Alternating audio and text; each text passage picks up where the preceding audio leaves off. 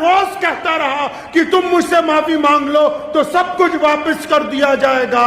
मीर सत्तार ने कहा कि जान की कुर्बानी मंजूर है, अंग्रेज से माफी मांगनी मंजूर नहीं है। तारीख उठाइए, मीर अब्दुल सत्तार लुधियानवी को शिमले में गिरफ्तार किया गया। वो आदमी जिसने बचपन जवानी शहजादों की तरह गुजारी हो, जिसके माँ बाप अरबोंपति रहे हो, उसको बेड़ियां पहना के जेल में लाया गया, सारी जायदाद छीन ली, तमाम कारखाने जब्त कर लिए। अंग्रेज रोज कहता रहा कि तुम मुझसे माफी मांग लो तो सब कुछ वापस कर दिया जाएगा। मीर सत्तार ने कहा कि जान की कुर्बानी मंजूर है, अंग्रेज से माफी मांगनी मंजूर नहीं है। ये किस्सा उनको सुना रहा हूं जो समझते हैं कि बड़ी आसानी के साथ तिरंगा लहराया। हमने अपना खून दिया है, अपनी जानों के नजराने पेश किए। पेशावर का किस्सा खानी बाजार, दो वाकये मुल्क के अंदर बड़े हुए जिससे अंग्रेज को जाना पड़ा, एक जलियांवाले बाग का, एक पेशावर के किस्सा खानी बाजार का। लेकिन किस्सा खानी बाजार को इसलिए कुछ लोग भूल गए कि वो बाजार पाकिस्तान के हिस्से में चला गया। उसी बाजार में 1000 सुर्खपोश पठानों ने अंग्रेज के खिलाफ जुलूस निकाला। इन 150 सालों में जो लोग जेलों की रौनकें बने, जिन्होंने फांसी के फंदों को चूमा, जिन्होंने अपनी छातियों पर गोलियां खाई, जिन्होंने अपना घर बार, अपना माल, अपनी औलाद, अपना सब कुछ मुल्क को आजाद करवाने के लिए कुर्बान कर दिया, मैं ये समझता हूं कि इस मौके पर हर घर में उनका जिक्र होना भी लाजमी है। क्योंकि जो कौमें अपने शहीदों को, जो कौमें अपने राष्ट्र नायकों को, जो कौमें अपने मुजाहिदों को भूल जाती हैं, वो कौमें कभी कामयाब नहीं हुआ करती। ठीक है, मुल्क की आज़ादी में हर मजहब, हर रंग के लोगों ने कुर्बानियां दी हैं,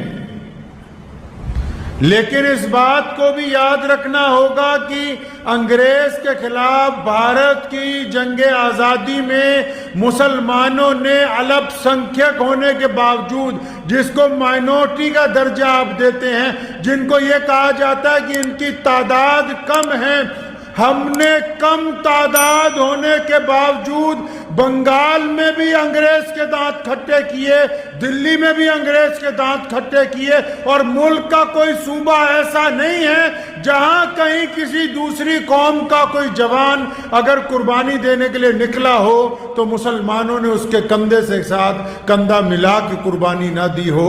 हमने जंग आज़ादी में अक्सरियत से बढ़कर अकलियत ने अपनी कुर्बानियां पेश की हैं।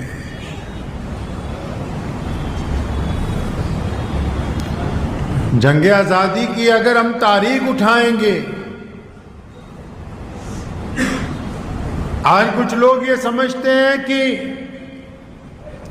मुसलमानों ने क्या किया होगा, अंग्रेज को इस मुल्क से जाने पर मजबूर किया है हमने। ऐसे ऐसे काम किए कि आज भी दुनिया की तारीख इस बात की गवाही देती है कि मुसलमानों ने बड़ी दयानतदारी के साथ भारत की जंग आज़ादी के अंदर हिस्सा लिया।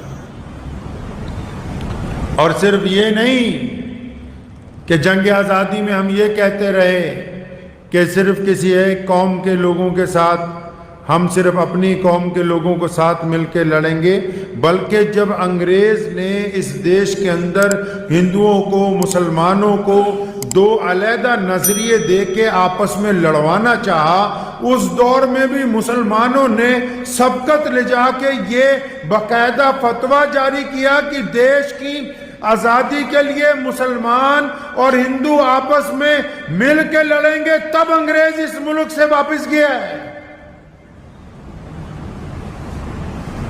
लामिसाल कुर्बानियां आपने जलियांवाले बाग का नाम सुना होगा। जलियांवाले बाग के किस्से से एक शाम पहले जो अमृतसर के जो डिप्टी कमिश्नर की कोठी है, अमृतसर का जो पुलिस कप्तान था उस वक्त, उसका नाम था एसपी खान मोहम्मद जान। उसको बुलाया अंग्रेज ने, मिस्टर एडवायर जो उस वक्त पंजाब के गवर्नर थे, उन्होंने बुलाया उसे। जनरल डायर को भी बुलवाया गया, वो हालांकि जलंधर में था, और इस एसपी की ड्यूटी लगाई, एसपी खान अहमद जान की ड्यूटी लगाई कि सुबह को जलियांवाले बाग में जो लोग अंग्रेज सरकार के खिलाफ धरना लगाएंगे उन पे गोली चलानी।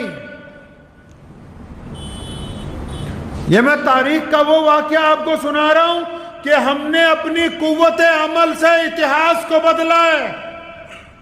कोई मामूली बातें नहीं हैं। आज तो लोग छोटी सी कोई सरकार हो, कोई छोटा सा सरकार में ओहदेदार हो, कोई किसी पार्टी के अंदर कोई लीडर बन जाए, उसके कहने पर फैसले तब्दील हो जाते हैं।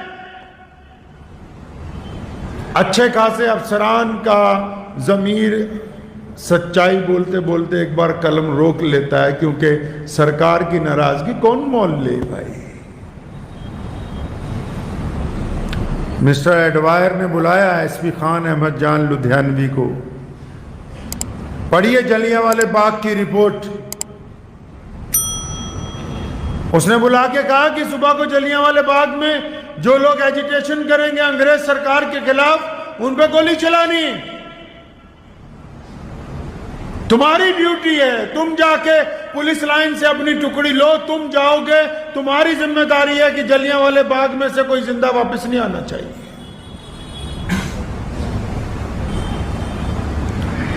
तारीखी बात कही खान साहब ने, तारीखी बात। फरमाने लगे कि मैं एक बाहिम्मत जुर्रतमंद सिपाही हूं। दुनिया का कानून यह कहता है कि गोली उस पर चलाई जा सकती है जो आप पर गोली चला रहा हो। मुकाबले में उसको पुकारा जा सकता है जो दूसरी तरफ से मुकाबले के लिए मैदान में आ गया हो। लड़ा उससे जाता है जो जंग में मैदान में उतर गया हो। कहता है ये कैसे हो सकता है कि मैं अपने ही मुल्क के निहत्थे लोगों के ऊपर जो बिना हथियारों के सिर्फ पुरसकून एजिटेशन करने के लिए आएंगे, मैं उनके खिलाफ गोली नहीं चला सकता, मैं हथियार नहीं उठा सकता। एडवायर ने कहा था कि अपनी पेटी उतार के रखो, यानी अपनी बेल्ट उतारो, तुम्हें इस ओहदे से डिसमिस किया जाता है। खान साहब ने अपनी पेटी उतार के जनरल डायर और एडवायर के टेबल पे रखी, लेकिन किसी गरीब के खिलाफ, किसी मजलूम के खिलाफ, किसी सच्चे मुल्क के लड़ने वाले के खिलाफ गोली चलाने के फैसले को मुस्तरद कर दिया। आप क्या समझती हैं, ये छोटा वाक्य है? अगर खान साहब गोली चलाते तो पूरी दुनिया का इतिहासकार लिखता कि इस मुल्क के ही एक बंदे ने अपने लोगों पे गोली चलाई, जबकि उस वक्त अंग्रेज के पास ईमान बेचने वालों की तादाद कम नहीं थी। आज जिनमें से कई लोग बड़े बड़े कहते फिरते हैं कि हम बहुत बड़े देश के साथ हैं, हमने बहुत बड़ी कुर्बानियां दी हैं, ये उनमें से कई हैं जिनके बाप बाप अंग्रेज की चाकरियां करते रहे, देशभक्तों की मुखबरियां करते रहे, जिनको फांसियां दी गई उनकी मुखबरियां करते रहे। एसपी खान अहमद जान ने हिम्मत दिखाई, डिसमिस कर दिया गया। यहां मोजपुरा बाजार में रहते थे लुधियाना के। उस दौर में अगर कोई कांस्टेबल भर्ती हो जाता था बहुत बड़ी बात होती थी। ये ऑक्सफोर्ड से पढ़ के आया था नौजवान। हर एक साल, इस किस्से के बाद हर एक साल एक एसपी रैंक का आदमी हजरत की पेंशन लेके और एक कागज लेके आता था कि इस माफीनामे पे दस्तखत कर दो, तुम्हें दोबारा किसी जिले का कप्तान लगा देंगे पुलिस का। सन 1943 तक जिंदा रहे, अंग्रेज से माफी नहीं मांगी। फरमाया जिन लोगों ने मेरे मुल्क के लोगों को नाजायज कत्ल किया हो, खान दोबारा कभी उनकी फौज के अंदर नहीं जाएगा। शिमला के गवर्नर हाउस में अफरा तफरी मच गई, सारे सेक्रेटरी घबराए हुए फिर रहे हैं। गवर्नर ने बुला के पूछा क्या बात है, आज तो हमने बेहतरीन कालीन पसंद करने थे, क्या वो व्यापारी नहीं आया? उसके साथ हमारी मीटिंग का वक्त तय है। तो गवर्नर साहब को उनके चीफ सेक्रेटरी ने बताया कि वो जी मीर अब्दुल सत्तार जो लुधियाना का व्यापारी है सबसे बड़ा कालीनों का, आ तो वो गया 2 दिन पहले, लेकिन कल जो ऐलान हुआ है ना पूरे देश में कि कंपनी सरकार की मुखालफत करो, सोशल बाइकाट करो, अंग्रेज को ना कुछ बेचना है ना अंग्रेज से कुछ खरीदना है। तो कहने लगा वो जो बंदा जो सबसे बड़ा व्यापारी है जिसको आपने लाइसेंस इशू कर रखा है कि सारे गवर्नर हाउसेस में उसी की तरफ से कारपेट बेचे जाएं जिसके साथ हम लाखों रुपए का कारोबार करते हैं। ये मैं आपको 1942 का किस्सा सुना रहा हूं। ये उस दौर की बात है जब 1 लाख रुपया 1 करोड़ रुपए का दर्जा रखता था। तो गवर्नर ने पूछा फिर क्या हुआ उसको व्यापारी को? कहने जी उसने अपना लाइसेंस वापस किया है और साथ में एक चिट्ठी आपके नाम लिख के दी है। चिट्ठी लिख के दी है,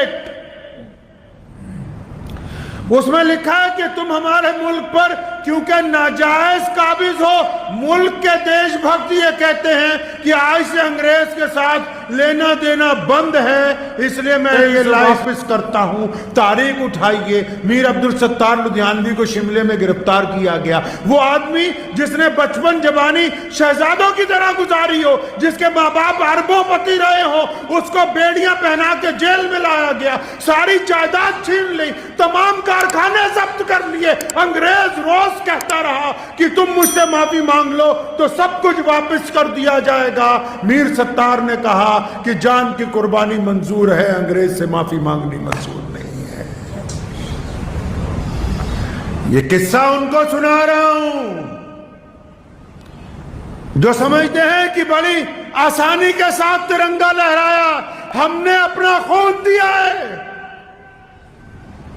अपनी जानों की नजराने पेश किए। पेशावर का किस्सा खानी बाजार, 2 वाक़े मुल्क के अंदर बड़े हुए जिससे अंग्रेज को जाना पड़ा, एक जलियांवाले बाग का, एक पेशावर के किस्सा खानी बाजार का। लेकिन किस्सा खानी बाजार को इसलिए कुछ लोग भूल गए कि वो बाजार पाकिस्तान के हिस्से में चला गया। उसी बाजार में 1000 सुर्ख पोश पठानों ने अंग्रेज के खिलाफ जुलूस निकाला।